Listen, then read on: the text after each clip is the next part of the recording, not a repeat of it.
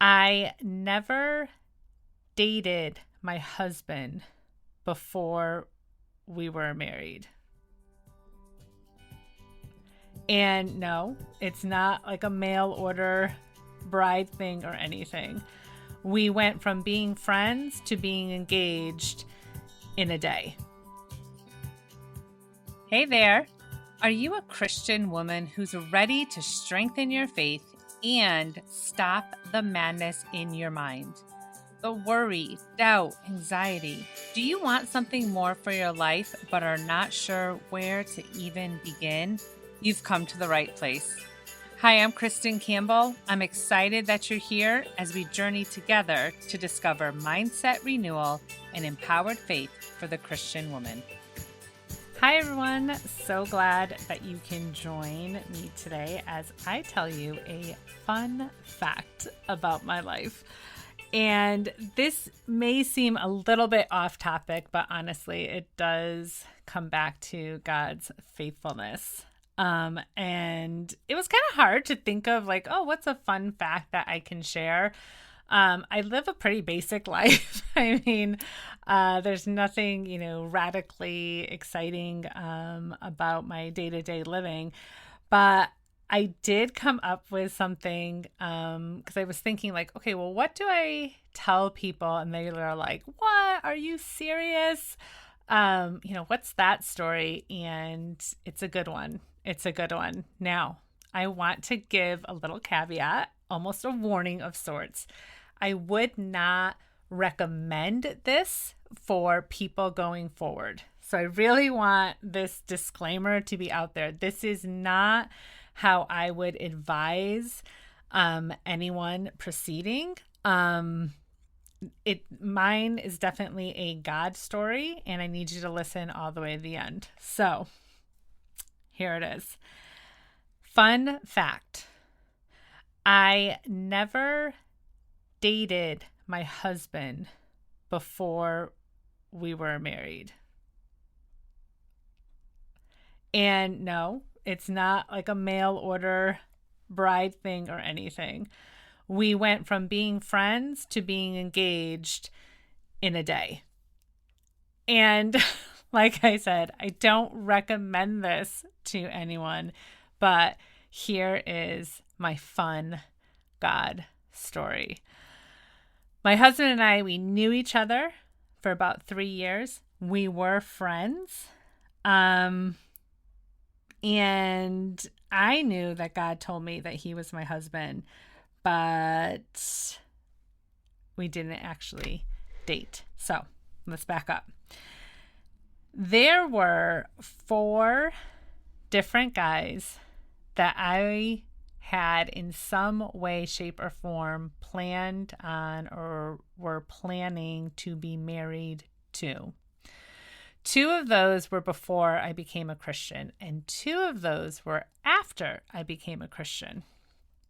And none of them worked out. And I see now why.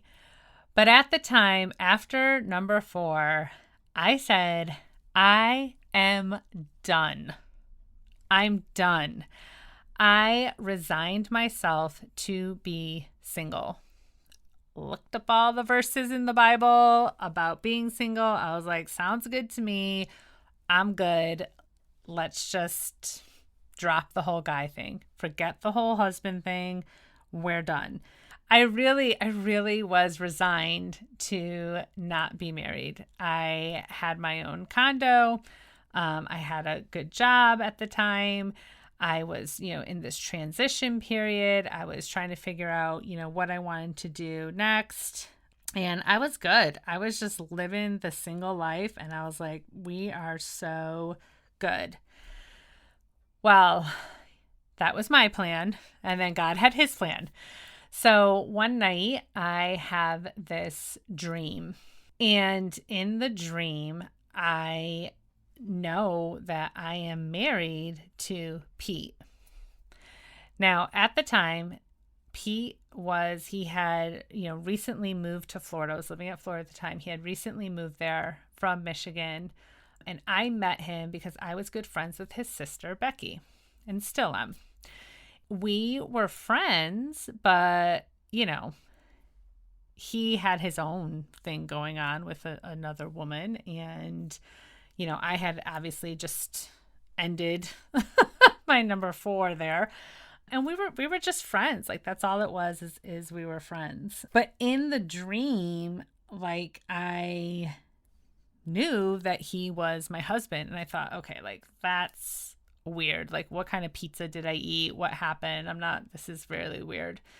And I was like, no, God, nope. I told you, I'm single. I'm good. I'm good with being single. Let's get rid of these feelings. Let's stuff these feelings down, push them aside. I even went so far as to kind of not hang out, just to, until all the feelings pass, because the dream was very real. So I'm like, okay, we're good. We're feeling pretty good. And then a few months later, I had a second dream. And this was real. Like, I woke up fully expecting him to be in my house, like in my condo, like living there as my husband. Like, it was very real. I haven't had a dream as real before or since. It was very, very real. And I was like, Lord, what is going on? Like, no. I am not doing this again. I am not going through this again. I told you, I am good. I think I even fasted, and I'm not a big faster, but I was just like, no, these feelings have to go. And this went on for a little bit. And one day I got a call from a friend who wasn't even living in Florida anymore. She had moved back home to, I think it was Michigan, and she called me up out of the blue. Doesn't say hi, nothing. I answer the phone, and just so you know, this person is very discerning, and her walk with the Lord is amazing. So I pick up the phone, and she says, I know who your husband is, and you know who he is too. What's going on? And I thought, no way. What? She is crazy. So I said, you don't know. And she's like, I know. And I said, okay, who do you think it is? And she goes, I told you, I don't think, I know.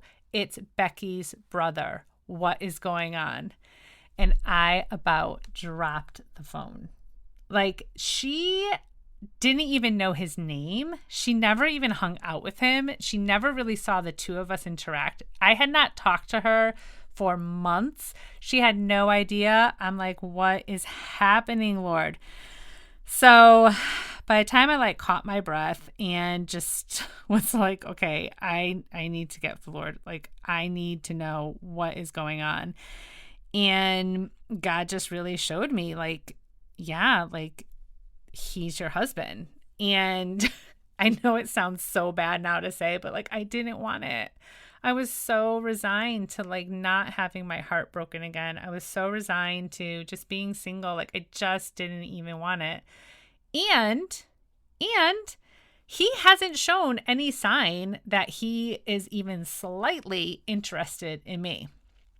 So here I am, knowing now that he's my husband, or believing I know that he's my husband, and he's not showing me any signs.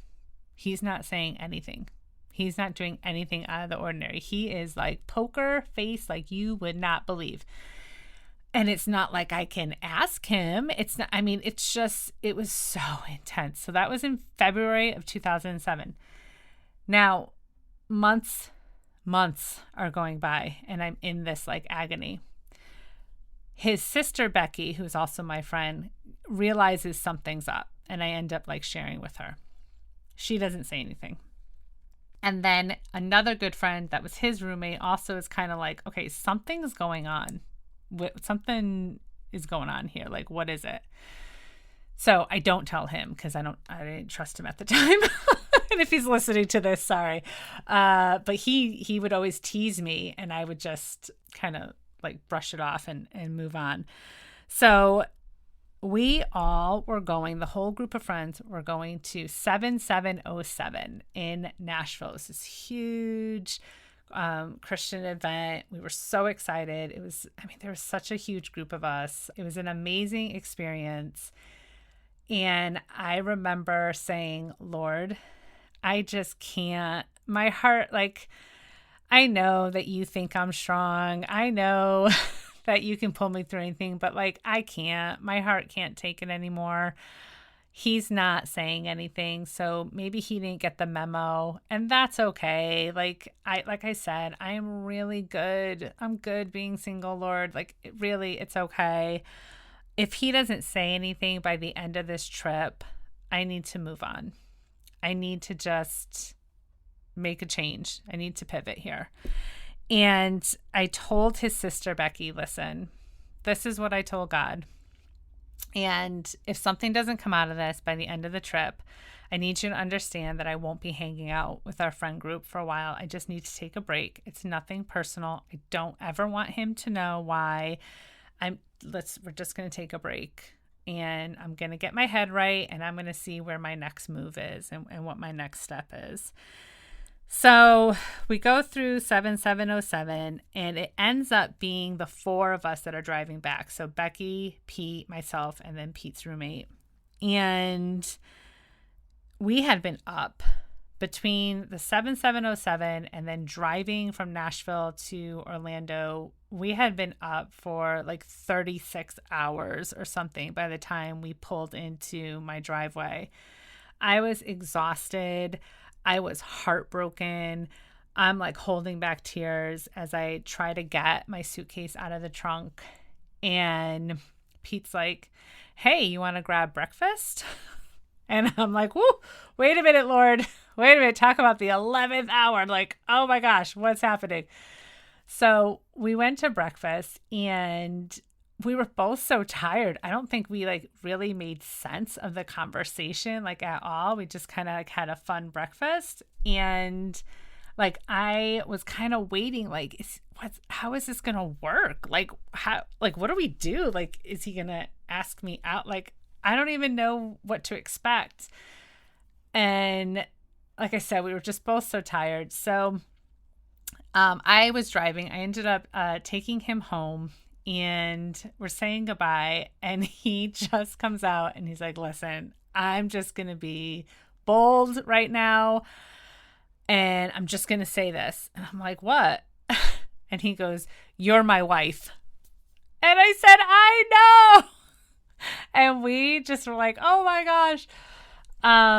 And that was it. He's like, you're my wife, and we're getting married. Like, this is what we're doing. And I was like, yes, I know, I've known.